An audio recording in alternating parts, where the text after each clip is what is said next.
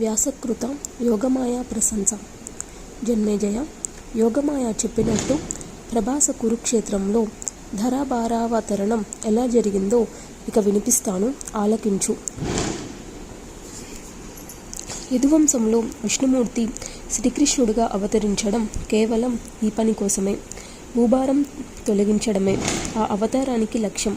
ఇందులో ఆశ్చర్యం ఏమీ లేదు. ఆదిపరాశక్తి త్రిమూర్తులనే ఆడిస్తుంది. ఇతరుల మాట చెప్పాలా? గర్భవాస దుఃఖాన్ని విష్ణుమూర్తికి కల్పించడం ఆ జగన్మాతకు అదొక లీలా వినోదం. రామావతారంలో అంతకు మించిన మోహపాసాలను కల్పించింది. దేవతలను వానరులుగా అవతరింపచేసింది. అందరినీ మమకార సమ్మోహితులను చేసింది. దుఃఖాలు చెవి చూపించింది. ఎవరో మహాయోగులు మాత్రమే ఈ పాసాలను ఛేదించుకొని ముక్తి సంగులై ముముక్షువులు అవుతారు. ఇది అందరికీ సాధ్యం కాదు. ఆ విశ్వేశ్వరీ దేవిని ఉపాసించి ఆ భక్తిలో లేసాల వంశకాన్ని పొందగలిగితే చాలు, జీవుడు ముక్తుడవుతాడు. అలాంటి ఆదిపరాశక్తిని ఆరాధించని వ్యక్తి అంటూ ఎవడైనా ఉంటాడా? భువనేసి అంటే చాలు అన్నవాడికి ముల్లోకాలు స్వాధీనపరుస్తుంది. మాంపాహి అని కూడా అంటే ఇంకా భక్తుడికి ఇవ్వగలిగింది లేకపోవడంతో జగన్మాత రుణపడిపోతుంది. జన్మేజయ, విద్య అవిద్య అని ఆ మహాశక్తికి 2 రూపాలు. విద్యతో ముక్తుడవుతాడు, అవిద్యతో బద్ధుడవుతాడు. త్రిమూర్తులు ఆమెకు వశవర్తులు. అవతారాల పగ్గాలన్నీ ఆవిడి చేతిలోనే ఉంటాయి. ఒకప్పుడు వైకుంఠంలో క్షీరసాగరంలో సుఖాలు అనుభవించే శ్రీహరి మరొకప్పుడు దానవులతో యుద్ధాలు చేస్తుంటాడు. మరొకప్పుడు విస్తృతంగా యజ్ఞాలు చేస్తుంటాడు. ఇంకోసారి తపస్సులు చేస్తూ తీర్థాలు సేవిస్తుంటాడు. ఇంకో సమయంలో ఆదిశేషుడి మీద పడుకొని యోగనిద్రపోతూ ఉంటాడు. ఏమైనా ఇంతటి శ్రీ మహావిష్ణువు ఏనాడు స్వతంత్రుడు కాదు. బ్రహ్మ, రుద్రేంద్ర, వరుణ, కుబేర, యమాగ్ని, రవీందు ప్రభూతి దేవతలు, దేవనాయకులు ఎవ్వరూ స్వతంత్రులు కారు. సనకసనందనాది మునీశ్వరులు, వశిష్ఠాది మహర్షులు అందరూ జగదంబకు వశంవదులే, ఆటబొమ్మలే. ముక్కుతాడు వేస్తే పశువులు ఎలా చెప్పిన మాట వింటాయో అలాగే దేవతలంతా కాలపాస నియంత్రితులై జగన్మాతకు వశవర్తులై ఉంటారు. హర్షము, శోకము, నిద్ర, మెలకువ, అలసట మొదలైన భావాలు, అవస్థలు సకల ప్రాణకోటికి సమానం. దేవతలను అమరులు, నిర్జనులు అంటూ గ్రంథకర్తలు కీర్తించడం ఏదో మాట వరుసకే తప్ప పరమార్థత ఇది సత్యం కాదు. ఉత్పత్తి, స్థితి, వినాశనాలు దేవతలందరికీ ఉన్నాయి. ఇది సత్యం. మరింకా అమరులు ఏమిటి, నిర్జనులేమిటి? పుడుతున్నారు, దుఃఖాలు అనుభవిస్తున్నారు, అటుపైన విడుతున్నారు. వీరిని దేవతా శబ్దాలతో వ్యవహరించడం కూడా సమంజసం కాదు. దుఃఖాలలో ఎలా క్రీడించగలుగుతున్నారు మరి? క్షణంలో ఉత్పత్తి నాశాలు కల్పిస్తున్నాయి కదా.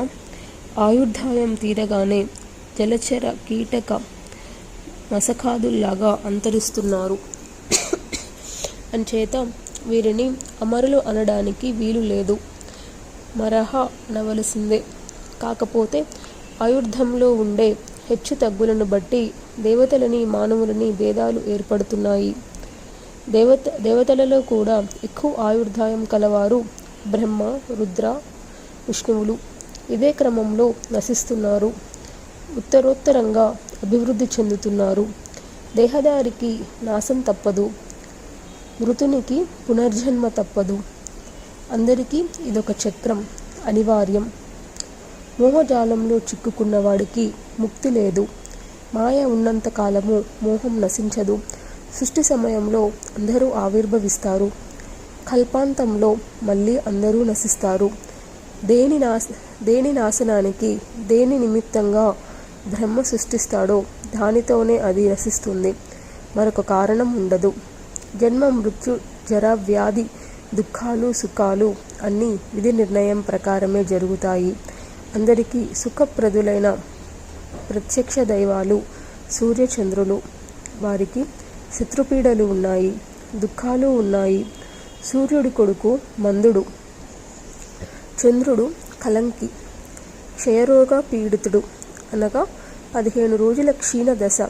చూసావా జన్మేజయ, ఎంతటి వారికైనా విధి సూత్రం అనులంఘ్యం. వేదాలను నిర్మించి జగత్తును సృష్టించి అందరికీ బుద్ధులు గరిపిన చతుర్ముఖుడు సొంత కూతురు సరస్వతిని చూసి మనసులో కలత చెందాడు. శివుడంతటివాడు భార్య వియోగాన్ని అనుభవించాడు. సతీదేవి అగ్నికి ఆహుతు అయినప్పుడు ఎంతగా దుఃఖించాడో అందరికీ ఆర్తిహరుడైన హరుడికే ఆర్తి తప్ప. భార్య వియోగంలో విరహాగ్నికి తట్టుకోలేక శివుడు కాలిందిలో మునిగితే ఆ వేడికి అది నల్లబడిపోయింది. ఆ తాపంలో మతి చెలించి తిరుగుతూ దిగంబరుడై శివుడు భృగు మహర్షి ఆశ్రమంలోకి ప్రవేశించాడు. అప్పుడు ఆ మహర్షి శపించాడు కూడా. సిగ్గులేనివాడా, నీ లింగం ఊడిపోవుగాక అన్నాడు. ఇవి శివుడి కష్టాలు. దేవేంద్రుడు వృషభావతారం ధరించి భూలోకంలో వాహనమయ్యాడు.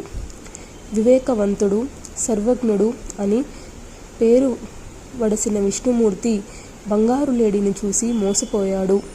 రాక్షసుడని తెలుసుకోలేకపోయాడు. భార్య విరహంలో కామమోహితుడై మామూలు మనిషి కన్నా దారుణంగా ఓలు విలిపించాడు.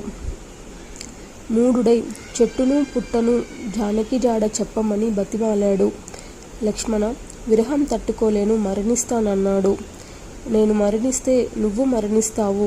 మన ఇద్దరి వార్త తెలిసి మన తల్లులు సోదరులు మరణిస్తారు. కైకేయి కోరిక తీరుతుంది అంటూ రోదించాడు. జానకి జానకి కనిపించవా అంటూ అడవులలో పరుగులు పెట్టాడు. సర్వలోక శరణ్యుడైన రాముడు చివరికి వానరులను శరణొచ్చాడు. సరే, కడపటికి రావణాది రాక్షసులను సంహరించి సీతను తిరిగి పొందగలిగాడనుకో, అది వేరే సంగతి. యోగమాయా బలం ఎంతటితో గ్రహించు. ఈ ప్రపంచాన్ని భ్రమింపజేసి పరిభ్రమింపజేస్తున్నది ఆ యోగమాయ. విష్ణువు తదీధనుడై కృష్ణుడుగా అవతరించిన కథ విందువుగాని చెబుతాను.